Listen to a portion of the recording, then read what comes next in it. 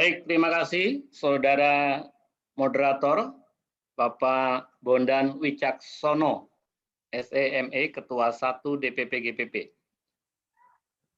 Assalamualaikum warahmatullahi wabarakatuh.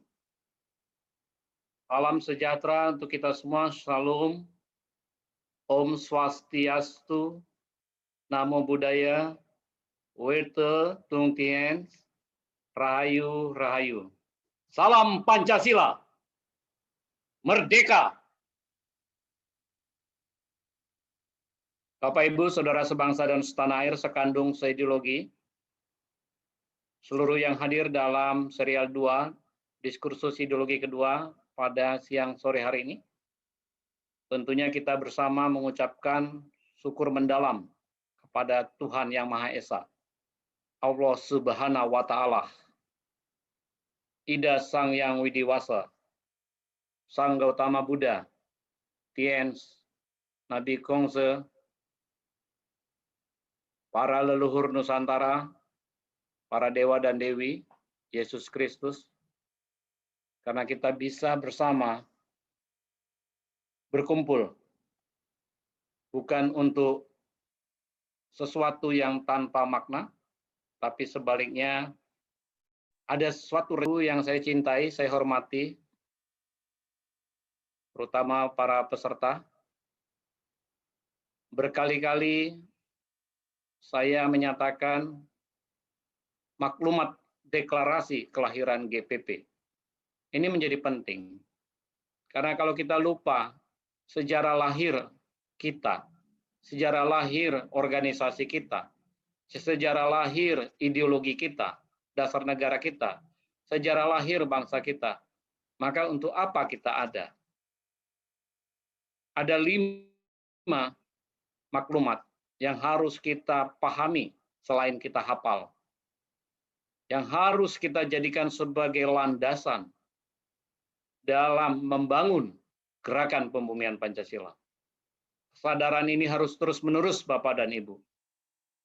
Tapi kemudian saya buat warna merah, karena pada saat ini kita lebih melihat bagaimana merevitalisasi Pancasila sebagai dasar negara, sebagai ideologi, sesuai dengan pidato Soekarno 1 Juni 1945. Bapak dan Ibu, saya hanya mengulangi, ini adalah subtema kita, akar historis Pancasila, Pancasila sebagai filsafat negara, kristalisasi dan sublimasi nilai-nilai luhur peradaban bangsa. Sebuah pengalaman kolektif sebagai bangsa yang berkeadaban. Minggu lalu, kita sudah bersama dengan Profesor Dr. Frans Magnesuseno dan juga Bapak Dr. Bondan Kanumoyoso mendiskusikan, mendialekkan, merefleksikan, dan melakukan suatu proses dialog itu. Sehingga kebangsaan itu menjadi the first, suatu yang utama dan menjadi arahan pertama. Setelah itu kita bicara pri-kemanusiaan, sila kedua di dalam Pancasila sekarang ini. Bung Karno luar biasa sekali mengatakan, internasionalisme yang dibangun oleh Soekarno bukan kosmo, kristalkan dalam sharing saya bagian terakhir. Dari semua yang saya bicarakan tadi, yang saya sampaikan tadi, itu sebenarnya ada 3 pemikiran inti. Yang pertama, Pancasila 1 Juni adalah filosofi Grondslag, Weltanschauung. Filosofi Grondslag dalam bahasa Belanda, Weltanschauung dalam bahasa Jerman. Kemudian yang kedua, pengakuan secara geopolitik Indonesia merupakan negara kebangsaan Indonesia sebagai wujud persatuan antar manusia dan tempatnya. Lalu yang ketiga, Pancasila 1 Juni sesungguhnya berakar dari Marxisme ajaran Soekarno. Jadi jangan benci kita pada ajaran Soekarno. Jangan benci pada Marxisme.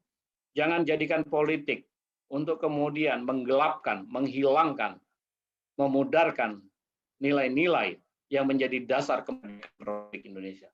Bila itu terjadi, maka mereka-mereka adalah para pengkhianat. Siapapun dia pengkhianat.